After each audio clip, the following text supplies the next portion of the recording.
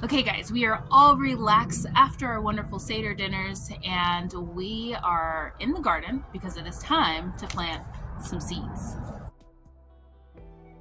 Hi everyone, welcome back to my channel. I'm Shamira Benson, one part of Team Benson, and I am going to show you guys what seeds that I am getting ready to plant. We're going to talk about what the seeds are, and then I'm going to show you guys where they're going to be going. So here's the thing when it comes to dropping seeds. I like to really pay attention to what is going on in the season. Now, I've had a lot of people ask me when I was going to plant things like my squash and my cucumbers, and normally I plant them around Passover. Now, being that person who was like very rigid about times and when I plant things and why I'm planting things and how I'm planting things, I was really concerned because Passover was so late this year. Well, I'm glad I waited because I planted my okra when I normally would plant it. And what happened? The temperatures dropped, went all crazy, and my okra suffered. It just did not survive. So I'm going to plant things that are going to really do well in a hot climate, which means they need those hot temperatures. So that just meant I had to wait and wait till Passover like I normally would. So I guess Passover was not later this year. It was right on time. So what we have going first is going to be our Armenian cucumber. This is my favorite cucumber in the world. It actually is a melon, and if you guys watched my summer videos from last year, you will see that we produced so many last year.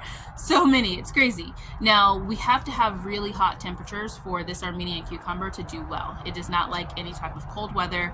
It grows during the summer. If you guys are looking for something to grow in a hot climate that doesn't need shade cloth, that will actually provide a canopy for other things that you can grow underneath it, the Armenian cucumber is where it's at. I've had my Armenian cucumber grow in temperatures as hot as 120 degrees and still produce huge melons. So it's actually a melon, but it tastes like cucumber, but produced huge melons so that then we had food to share and food for all summer long. So that one is going in the ground today. Now, I've been going back and forth on what I wanted to plant in my dragon fruit garden beds, my new ones from Vego Garden Bed. Thank you, Vego Garden Bed, for sending me those. You guys should check them out below because they have a lot of cool garden beds that are very sturdy and very well made. But I've decided to go with the Kajari melon. So many of you guys have been helping me go back and forth between tiger melon, Kajari melon, or my one that I always plant, which is my Minnesota midget cantaloupe, which I might still plant that one, but then in a different place. One of the things, sorry, the AC popped on, but one of the things I wanted to focus on this year as a Jewish person is gardening more halakhically. Halakhically is basically just following the ways that the Torah is telling you to garden, which, if you guys didn't know, inside the Torah or inside the Holy Bible, Old Testament, for those of you guys that are not Jewish, there is guidelines for how you should garden. And I feel like it has been helping our people garden food for thousands of years, so it's something that I should probably learn to do. So I am going to try and take like some classes on how to garden halakhically this summer and learn more about it so that then I can do that moving forward with my garden. But for right now, I want to focus on gardening or planting not so many of like the same type of plants, because I know that's one of the things in there. So my Kajari melon, I want to have that going in one area and then see how far away I need to be able to plant my Minnesota midget cantaloupe. And if not, then we'll only have the Kajari melon, because you want to be able to make sure that you have that spacing in there so that then you can get good seeds and they can be heirloom seeds that you can then save and grow the exact plant, or it doesn't affect the growth of anything. So speaking of that, I am going to be planting Space Master cucumbers. Now, I've been going back and forth on which cucumber I wanted to plant. I've planted Space Masters before and they do really well, but these are going to be the only cucumbers that I plant. So these will be going in a couple different places. I have my heavy hitter okra. As you guys know, these are the ones that died, so I'm gonna go ahead, replant those in their space, and we're gonna grow those and have a lot of okra this year, hopefully. Like that's what we're praying for. Fingers are crossed. And then one of the things I really want to plant is a tromboncino squash. Now this is a winter squash. Now I had a place for my tromboncino, which I will show you guys, and then I forgot that was a place that I was planting or saving for my tromboncino, and I planted a tomato there. So we'll see about this one, but this is something I want to plant this year. I really, really want to try it out.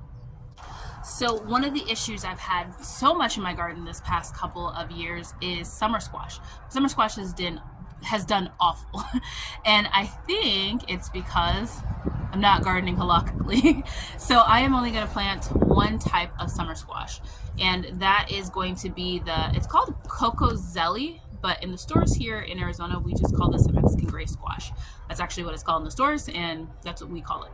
So I'm going to be planting that instead of like the 20 different squash plants I try and plant. My biggest issue is that I would have different types of squash plants and they would not want to pollinate the other type, or they would, and then it would become like sterile, or I would have one open a flower because I only had like one plant of like, you know, a summer squash or something like that. It would open a flower, but then open the female flower like 2 days later. So then I was trying to hand pollinate it. The pollinant I was having to put in the fridge for way too long, and it just was not working. And if you guys know anything about me, I don't like to have to hand pollinate. I grow this organic garden so that then it attracts all the bees, all the butterflies, all the things that would need to pollinate my garden. I don't want to have to be back here hand pollinating things.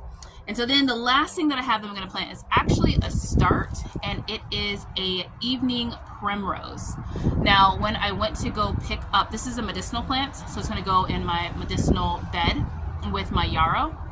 Now, when I went to go pick up the worm mix compost, the worm compost, I just couldn't resist that because I've always wanted to grow one of those. So yeah, that's what I'm planting. Let me show you where I'm planting it. Okay, so this is the compost that I got from the AZ Worm Farm. I'm gonna fill this one, and then I'm gonna put another pot right here in the middle and fill that, probably that big black pot right there or the one next to it. And then that is where I'm gonna put my squash. So my squash is gonna grow right here. My Kajari melons are gonna go in my dragon fruit garden beds, and I'm gonna plant those, probably plant like 3 of them around here, because I'm also gonna use like some just like wire, or not wire, but string to kind of help add like more supports, so that then they kind of grow all over this thing is the plan between the both of them. Now my Space Saver cucumbers, they only get like 2 to 3 feet like vines, so I'm gonna plant one there. And I'm also going to plant one there and one there, maybe. We might just have the 2. But for sure, one there and one there. And I'm going to have them kind of like, so that one's going to grow up that little arch, and then, or trellis. And then this one, I'm going to let cascade into the bed with the, like into this area with the stevia, and just have it kind of protect the stevia and give it like some ground cover. One of the things I want to focus on is being able to create ground cover where I can, so that then I don't need as much, something flying in my eye, I don't need as much mulch. So back here is where I'm going to plant my okra. This is my okra bed, as you guys know. It also is my broccoli bed, which these stems are probably almost composted. Yep, they're a little less tight. Yeah, there we go.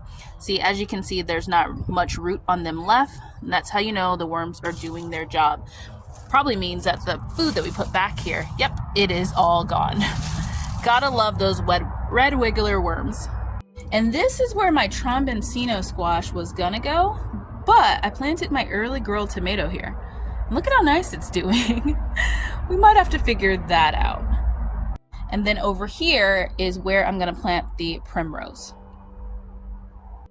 Okay guys, oh, and then I forgot, back here is where I'm gonna plant my Armenian cucumbers. Okay guys, so we are going to get all of that stuff planted today, and then we're going to start amending the beds. So now is the process of my gardening where I start pulling things that I've putting away for our year's supply, dehydrating them, freezing them, canning them, whatever I'm doing to them. And then we move into the start amending that bed with compost, anything that it needs, and then dropping more seeds. So we're going to be putting stuff back there. We're going to be putting stuff in other pots. We're going to have more things going in, but for right now, these are the things that I'm planting first. It kind of also helps with like extending the harvest so that then I'm not getting everything at once.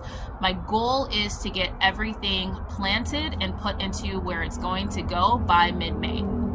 That's usually my cutoff time. Now, I'm growing things that are going to be better for a hot summer. So you guys won't see things like broccoli or like lettuce or cabbage because that's just a struggle and it's not my time or my season for that.